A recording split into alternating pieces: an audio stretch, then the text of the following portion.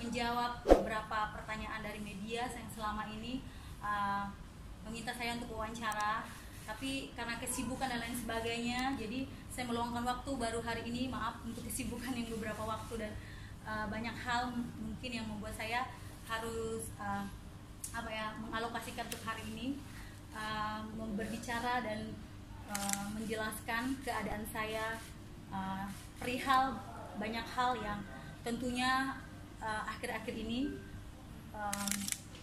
Oke, saya mulai dengan awal perkenalan saya dengan Mas Kiwil. Itu beberapa tahun lalu saya mengenal beliau melalui kerjasama di lokasi syuting. Tapi kalau saya mengenal beliau sih udah lama. Tentunya kan beliau udah artis kan, udah komedian gitu. Jadi saya udah kenal beliau cukup lama. Tapi dia yang kenal saya baru terjalin dan terjadi itu beberapa waktu lalu di lokasi syuting. Lama tidak ketemu, tapi kadang sesekali kita masih komunikasi melalui WhatsApp atau sekedar chatting gitu, hanya bertanya kabar, bertanya berita. Akhirnya sering komunikasi dan intensnya itu ketika beberapa bulan lalu kita merasa nyaman satu sama lain, dan mungkin cinta datang karena terbiasa ya, itu bisa dikatakan seperti itu. Karena saya merasa nyaman, tentunya saya menyukai beliau dengan kesederhanaannya dia, dengan apa adanya dia. Saya merasa ada hal yang membuat saya nyaman ketika dia bisa melucon dengan guyonan-guyonan, cintilan sedikit-sedikit cuitan lelucon yang membuat saya tersenyum gitu.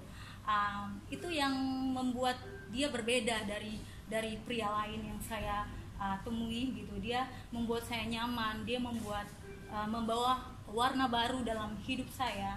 Dia membawa sesuatu yang berbeda sehingga saya merasa nyaman dan menyukai beliau. Dan beberapa bulan lalu juga kita memutuskan untuk mengambil suatu yang sakral, yaitu mengenai pemberitaan saya, foto-foto pernikahan kami diketahui publik. Ya, itu biarlah menjadi bagian penting dalam hidup kami, biarlah menjadi hal yang terindah dalam momen-momen bahagia yang kami rasakan. Cukup bila kami yang merasakan itu gitu. Jujur ketika harus berbicara mengenai itu, ada sesuatu hal yang membuat saya juga sedih. Saya shock dan kaget ketika Bunda Rohimah melakukan gugatan cerai, dan saya nggak menyangka sama sekali, karena seperti sebelumnya saya kira Bunda Rohimah masih bisa berbagi kasih, berbagi cinta dengan wanita lain. Tapi di luar dari itu ya, saya juga paham ya, people are change. Orang bisa berubah kan, nggak harus seperti sebelumnya. Jadi Bunda Rohimah yang dulu bukan Bunda Rohimah yang sekarang.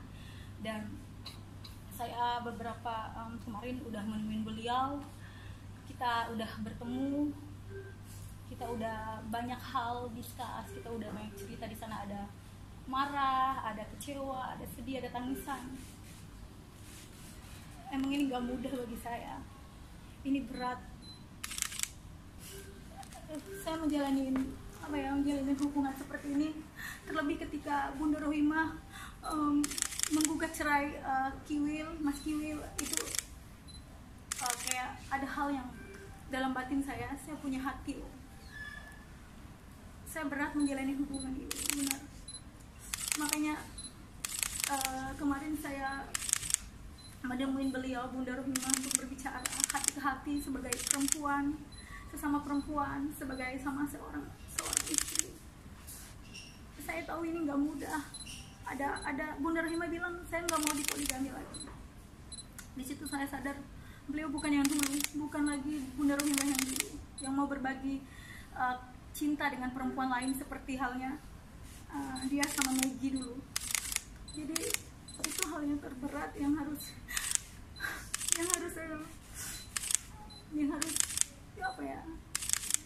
saya ambil sebuah keputusan. Tapi dari situ saya coba untuk berdiskusi lagi dengan Mas Kiwil.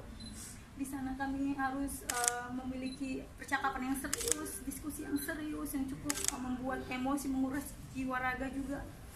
Harus nggak mudah, karena ini saya dikasih ultimatum seperti ini. Bunda Rumi bilang, kalau misalnya kamu sama Mas Kiwil lanjut, saya mundur. Tapi kalau kamu mundur, oke, mungkin saya pertimbangkan kembali. Hal itu yang ini bagai kayak disambar petir di siang bolong. Ini hal yang saya tidak sangka-sangka, tidak duga-duga, karena sebelumnya Bunda Rohimah bisa berdampingan dengan Maggie, istri keduanya Mas Kiwil. Tapi sekarang Bunda Rohimah nggak bisa lagi, dia nggak mau lagi berpoligami, dipoligami. Dan itu saya memposisikan diri sebagai perempuan, sebagai seorang ibu juga. Saya tahu bagaimana rasanya, tapi saya bilang sama Mas Kiwil, kita harus mengalahkan ego kita harus mengesampingkan ego kita. Ini berat, apalagi kita udah sampai ke titik itu gitu kan. Dan memang nggak mudah sih, setelah beberapa jam menemui titik kebuntuan, akhirnya dengan seizinnya Mas Kiwil, ya walaupun saya itu mau seperti apa kedudukan saya, mau setinggi apapun, saya adalah tetap perempuan, tetap seorang istri yang harus tunduk pada Mas Kiwil, yaitu sebagai imam saya. Jadi apapun yang saya ambil, saya selalu diskusi sama beliau, dan saya sangat menghargai beliau, saya mencintai beliau. Ada beberapa hal yang memang kita harus bicarakan kemarin, begitu serius dan penuh dengan air mata, kurasan emosi. Tapi di satu sisi juga memang saya mengesampingkan rasa egois saya. Saya bilang sama Mas Kiwil, saya perempuan yang baru, yang mungkin masih membekasnya belum terlalu ketika harus saya mengundurkan diri, ketimbang Bunda Rohimah, dia yang udah menemani kamu dalam suka duka selama 22 tahun kurang lebih seperti itu. Saya bisa merasakan bagaimana ketika hubungan yang lama yang terjalin erat udah puluhan tahun, bahkan harus dia yang mengalah atau Bunda Rohimah lagi yang ngalah, udah 1-2. Tapi di situ saya merasa hati nurani saya tergugah, rasa iba saya, dan rasa batin saya menjerit. Saya bilang, gimana ini, saya kalau mau teruskan juga, Mas Kiwil bilang, ya saya serahkan kepada kamu, apapun yang kamu lakukan.